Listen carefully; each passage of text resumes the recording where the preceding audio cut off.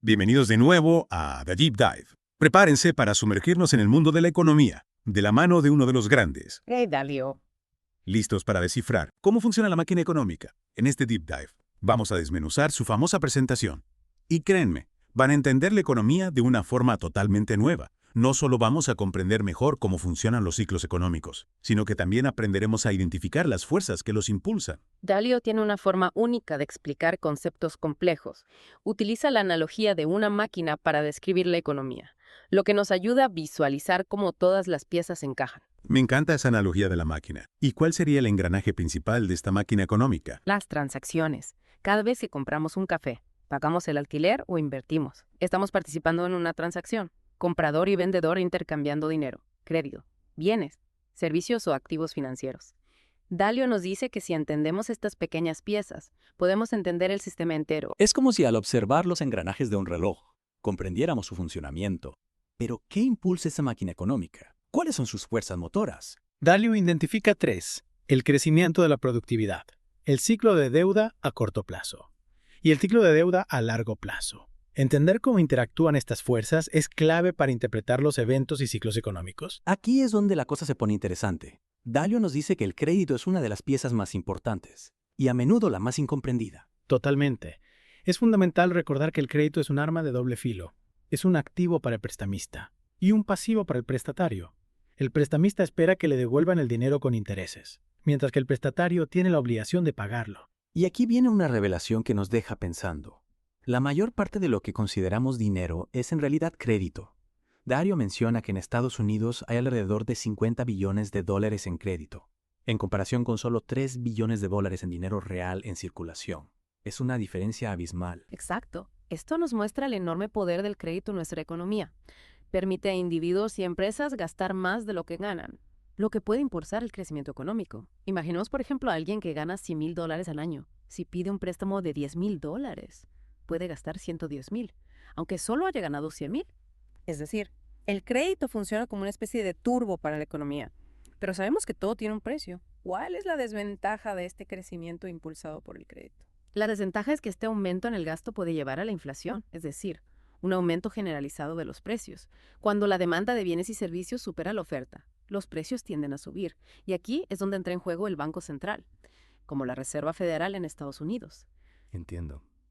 El Banco Central interviene para controlar la inflación, generalmente aumentando las tasas de interés. Esto hace que pedir prestados sea más caro, lo que a su vez enfría la economía. Correcto. Al disminuir los préstamos, el gasto también se reduce, lo que puede llevar a una desaceleración del crecimiento económico o incluso a una recesión.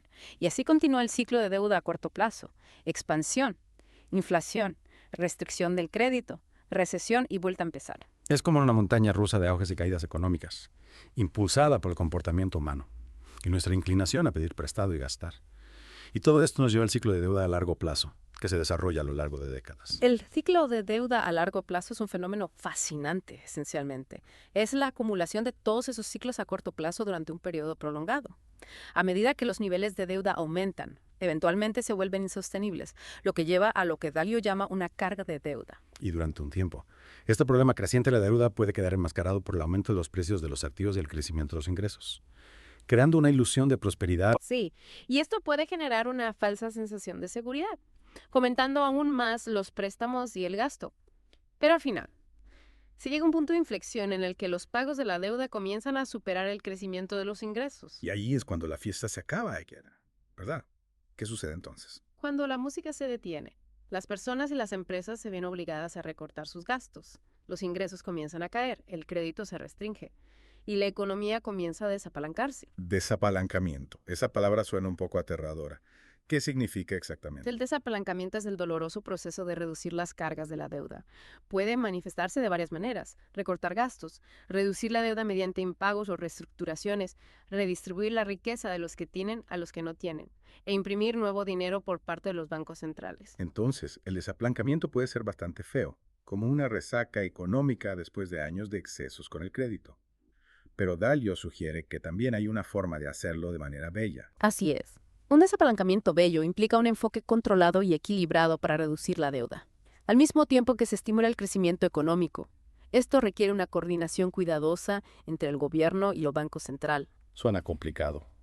¿Y qué podemos hacer nosotros para navegar estos ciclos económicos y tomar decisiones financieras más inteligentes? Dalio nos ofrece 3 reglas prácticas para la vida. No dejes que la deuda crezca más rápido que tus ingresos. No dejes que tus ingresos crezcan más rápido que tu productividad. Y es todo lo posible para aumentar tu productividad. Un consejo muy valioso para cualquiera.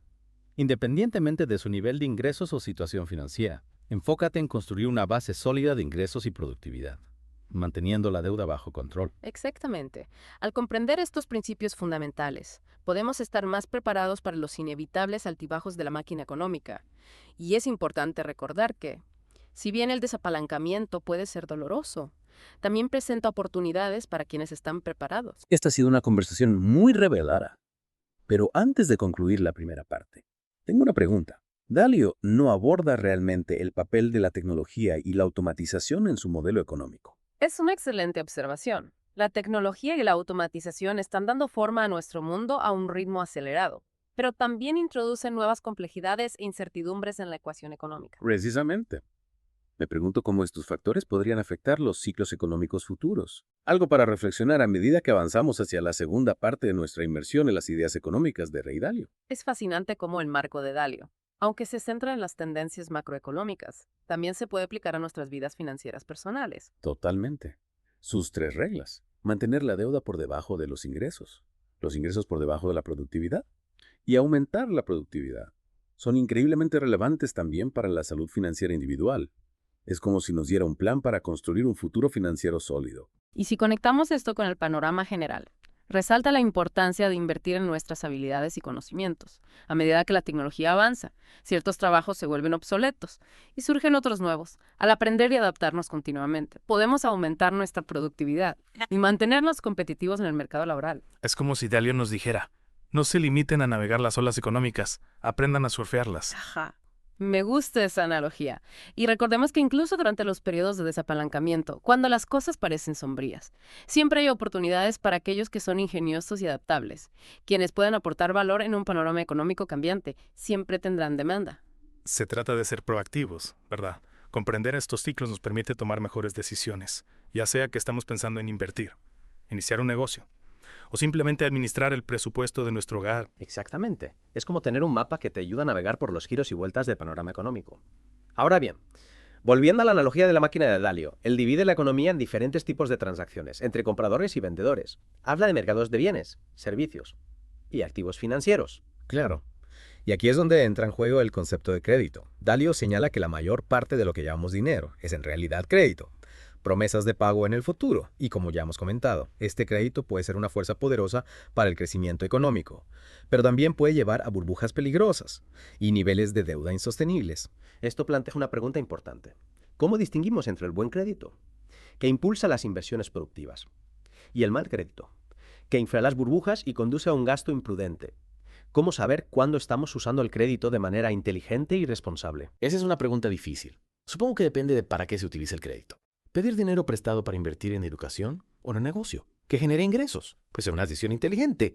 Pero acumular deudas de tarjetas de crédito para comprar cosas que no necesitamos es una receta para el desastre. Al final, la clave está en usar el crédito con prudencia, ya sea los individuos, empresas o incluso gobiernos. Totalmente de acuerdo. Y Dalio enfatiza que el Banco Central juega un papel fundamental en la gestión del crédito y la influencia en los ciclos económicos.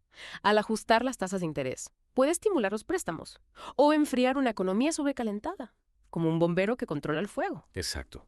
Y durante los periodos de desapalancamiento, cuando las tasas de interés ya son bajas, los bancos centrales a menudo recurren a medidas poco convencionales, como la flexibilización cuantitativa, que consiste en inyectar dinero directamente en la economía mediante la compra de activos como bonos del gobierno.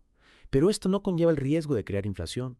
Después de todo, es como si estuvieran imprimiendo dinero nuevo. Sin duda. Por eso los banqueros centrales deben andar con cuidado. El objetivo es proporcionar el estímulo suficiente para apoyar la economía, sin desencadenar una inflación galopante. Es un acto de equilibrio delicado, como caminar por la cuerda floja. Los responsables políticos deben encontrar la combinación adecuada de medidas para reducir la carga de la deuda, sin causar una inflación excesiva, ni sofocar el crecimiento económico. El modelo de Dalio parece sugerir que el desapalancamiento es una parte inevitable del ciclo de deuda a largo plazo. ¿Hay alguna forma de evitarlo por completo? Estamos condenados a repetir este ciclo una y otra vez. Esa es una gran pregunta. Dalio reconoce que el desapalancamiento puede ser un proceso doloroso, pero también cree que es una corrección necesaria. Después de periodos de acumulación excesiva de deuda, es como dejar salir un poco de aire de un neumático demasiado inflado, para evitar que estalle. No se trata de evitarlo, sino de gestionarlo de manera efectiva. Entonces, se trata más de gestionar el proceso de desapalancamiento de forma eficaz, que intentar evitarlo por completo, aceptar que es parte del ciclo, y aprender a manejarlo con inteligencia. Creo que esa es una interpretación justa de la visión de Dalio. Aboga por un enfoque equilibrado, que implique una combinación de recortes de gastos, reducción de la deuda, redistribución de la riqueza e impresión de dinero. Todo ello cuidadosamente calibrado para mantener la estabilidad y promover un crecimiento sostenible. Suena como una tarea compleja y desafiante, especialmente teniendo en cuenta las tensiones políticas y sociales, que a menudo surgen durante las crisis económicas. Sin duda lo es, pero comprender la mecánica de la máquina económica, como expone Dalio en su marco, podemos, con suerte, tomar decisiones más informadas y navegar por estos periodos difíciles con mayor eficacia. Esta ha sido una inmersión increíblemente reveladora. Siento que ahora entiendo mucho mejor cómo funciona la economía y cómo estos ciclos se desarrollan con el tiempo. Pero aún queda un elemento crucial del marco de Dalio que debemos discutir: la productividad. ¿Cómo encaja esto en la ecuación? Exactamente. Dalio enfatiza que la productividad es el motor fundamental del crecimiento económico a largo plazo. Todos los demás factores que hemos discutido, crédito, deuda, tasas de interés, juegan un papel en la influencia de las fluctuaciones a corto plazo. Pero, en última instancia, es la productividad la que determina nuestro nivel de vida a largo plazo. Entonces, ¿cómo impulsamos la productividad? ¿Se trata simplemente de trabajar más duro y durante más horas? ¿O hay algo más que podamos hacer para mejorar nuestro rendimiento? No necesariamente. Se trata de trabajar de forma más inteligente, aprovechar la tecnología, invertir en educación y desarrollo de habilidades, y crear un entorno que fomente la innovación y el espíritu empresarial. Se trata de ser más eficientes, no solo más trabajadores. Esto me recuerda a algo que dijo Dalio en su video. No dejes que los ingresos crezcan más rápido que la productividad. ¿Por qué es tan importante? ¿Qué implicaciones tiene para nuestra economía personal y para el sistema en general? Porque si los ingresos crecen más rápido que la productividad, significa que, en esencia, estamos viviendo por encima de nuestras posibilidades. Estamos consumiendo más de lo que producimos, lo cual es insostenible a largo plazo. Es como construir un castillo de naipes. Tarde o temprano se derrumbará. Wow. Es una imagen muy poderosa. Entonces, el crecimiento económico sostenible requiere una base sólida de productividad. Se trata de crear valor real, no solo de inflar los precios de los activos o de acumular deudas. Exactamente. Y esto nos lleva de vuelta a las 3 reglas de Dalio. Si mantenemos nuestra deuda bajo control, nuestros ingresos en línea con nuestra productividad, y nos esforzamos por aumentar nuestra productividad, estaremos en una posición mucho mejor para capear cualquier tormenta económica que se nos presente. Esta ha sido una exploración fascinante del modelo económico de Dalio. Pero antes de pasar a la tercera parte, donde profundizaremos en sus ideas sobre el desapalancamiento y el papel de los bancos centrales. Quiero hacer una pausa y preguntar, ¿qué es lo que más te ha llamado la atención de nuestra conversación hasta ahora? Lo que más me impacta es cómo Dalio conecta todos los elementos en su modelo. El crédito impulsa el gasto genera ingresos, los ingresos respaldan la deuda, y todo esto crea una espiral ascendente hasta que, en algún punto, se rompe. Y ahí es cuando el proceso de desapalancamiento entra en acción. Es como un baile delicado entre estas diferentes fuerzas económicas. Como hemos visto, las cosas pueden complicarse bastante cuando la música se detiene y todos corren hacia la salida. Exacto. Ahí es donde el papel del Banco Central se vuelve absolutamente crucial. Dalio describe al Banco Central como el fontanero del sistema económico, tratando de mantener todo fluyendo sin problemas. Entonces, ¿qué herramientas tiene el Banco Central a su disposición para gestionar estos episodios de desapalancamiento? ¿Cómo logran controlar la situación? Bueno, la primera y más obvia herramienta son las tasas de interés. Al bajar las tasas, el Banco Central puede hacer que los préstamos sean más baratos, lo que anima a las empresas y a los consumidores a gastar más, ayudando a estimular la economía. Pero como mencionamos antes, durante un desapalancamiento, las tasas de interés podrían estar ya cerca de cero, lo que deja poco margen para nuevos recortes. ¿Qué pasa entonces? ¿Qué otras opciones tienen? Ahí es cuando los bancos centrales recurren a medidas poco convencionales, como la flexibilización cuantitativa, que implica inyectar dinero directamente a la economía comprando activos como bonos del gobierno. Entiendo. La flexibilización cuantitativa es como imprimir dinero nuevo para comprar deuda e inyectar liquidez en el sistema. Pero no se corre el riesgo de generar inflación con esta medida, Al final, es como si estuviéramos creando dinero de la nada. Ciertamente, ese riesgo existe. Por eso los banqueros centrales deben actuar con cautela.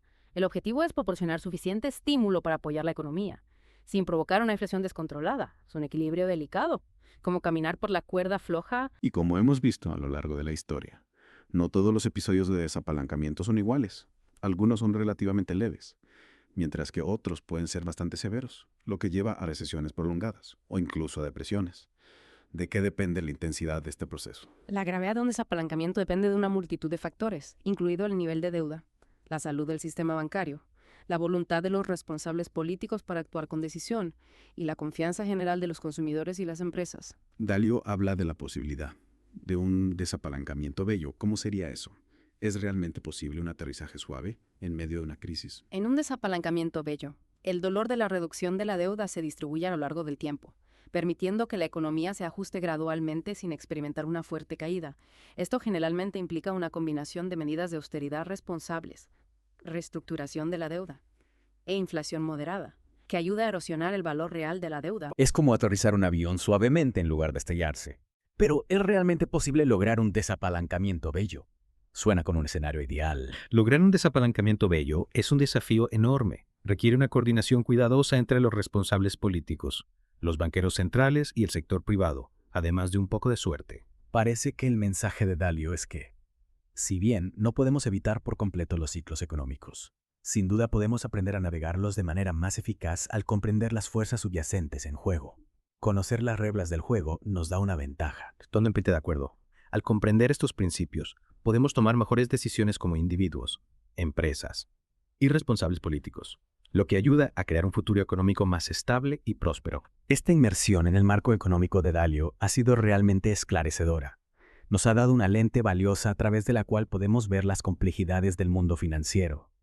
Hemos aprendido a identificar las fuerzas que impulsan la economía, a entender el papel del crédito y la deuda, y a prepararnos para los inevitables ciclos de expansión y contracción. Estoy de acuerdo, es un recordatorio de que, si bien la economía puede parecer desalentadora, en esencia se trata del comportamiento humano, las elecciones y las consecuencias.